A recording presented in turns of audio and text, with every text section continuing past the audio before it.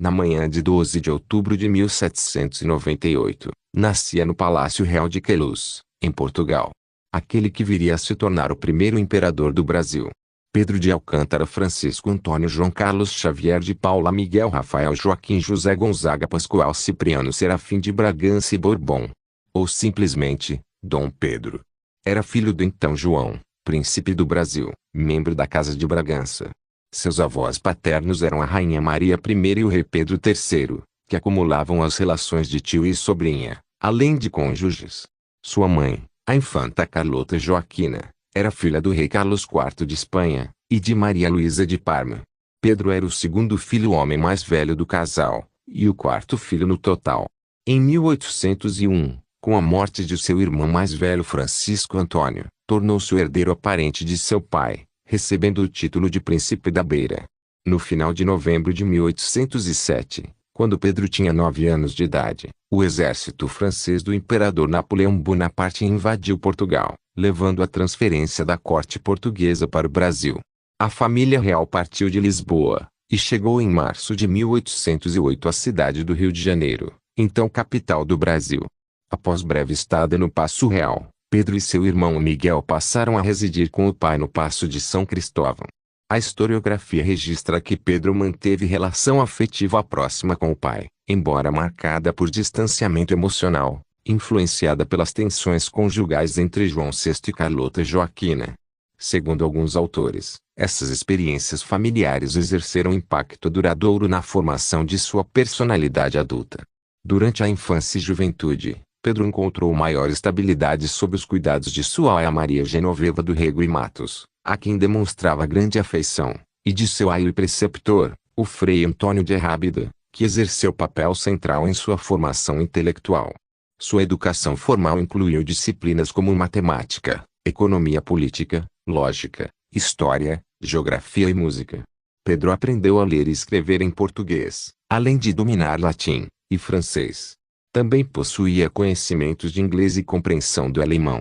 Já como imperador, dedicava regularmente parte de seu tempo à leitura e ao estudo. Pedro casou-se por procuração com a arquiduquesa Maria Leopoldina em 13 de maio de 1817.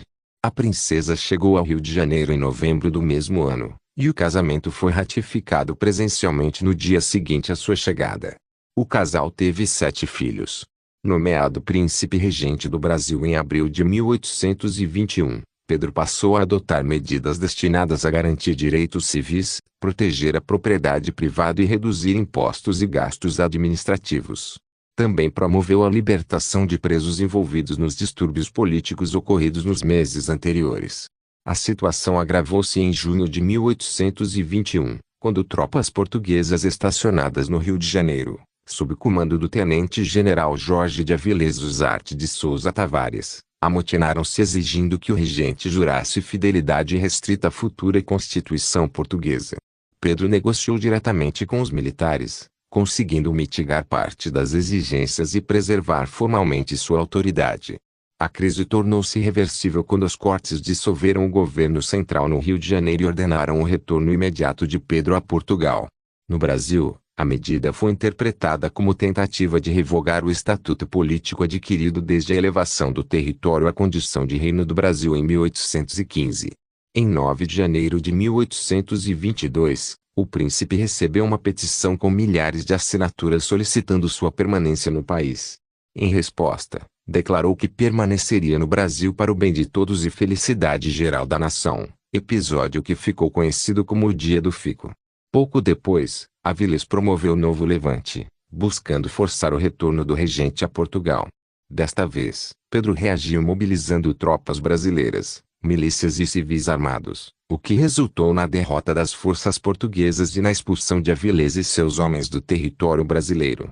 Nos meses seguintes, embora ainda procurasse preservar uma aparência de unidade com Portugal, a ruptura mostrou-se iminente. Com o apoio de José Bonifácio, Pedro buscou consolidar alianças fora do Rio de Janeiro, realizando viagens às províncias de Minas Gerais e São Paulo, onde recebeu manifestações públicas de apoio. Em 7 de setembro de 1822, durante o retorno de São Paulo, Pedro recebeu notícias de que as Cortes haviam rejeitado as medidas de autonomia adotadas no Brasil e determinado punições aos seus apoiadores. Diante disso, declarou rompidas as relações políticas com Portugal e proclamou a independência do Brasil, encerrando simbolicamente o processo iniciado em 1820. Embora 7 de setembro tenha um papel simbólico, a separação do Brasil em relação a Portugal exigiu a consolidação da autoridade do novo governo por meio de operações militares e navais entre 1822 e 1824. Pedro foi aclamado imperador em 12 de outubro de 1822, tendo sua coroação ocorrendo em 1º de dezembro do mesmo ano. A pacificação e adesão das diferentes regiões ao império foram acontecendo em ritmos distintos. No ano de 1824, o Reino Unido reconheceu a independência brasileira, facilitando o estabelecimento de relações diplomáticas com outros estados. E finalmente em 1925, Portugal reconheceu formalmente a independência do Brasil. Instabilidades políticas e econômicas marcariam os próximos anos do governo do imperador. Uma combinação entre a necessidade de afirmar a autoridade do novo Estado, as tensões entre o executivo e o parlamento, a derrota na Cisplatina, insatisfação de setores provinciais e o impacto das questões internacionais, contribuiu para o desgaste do regime. Após a morte da imperatriz Leopoldina, Pedro buscou reorganizar a vida familiar e restaurar a imagem da monarquia. Não obtendo sucesso, pois sua imagem já estava consideravelmente deteriorada. A ideia de abdicar do trono brasileiro e voltar para Portugal começou a tomar sua mente, e a partir de 1829 Pedro falava frequentemente a respeito dessa possibilidade. Isolado e separado dos assuntos brasileiros, Pedro abdicou do trono no dia 7 de abril de 1831. Ele entregou o documento da abdicação a um mensageiro, afirmando: "Aqui está a minha abdicação, desejo que sejam felizes. Retiro-me para a Europa, e deixo um país que amei, e ainda amo." Após a abdicação, Pedro retornou a Portugal, e passou a dedicar-se ativamente à luta pela restauração dos direitos dinásticos de sua filha, durante a Guerra Civil Portuguesa.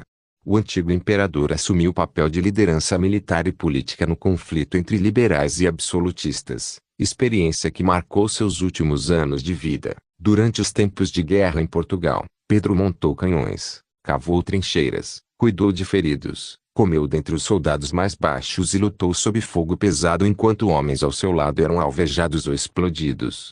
Outrora um homem de saúde forte, Pedro agora via sua saúde se deteriorar por consequências da guerra, e em meados de 1934 sua situação agravou-se por conta de uma tuberculose.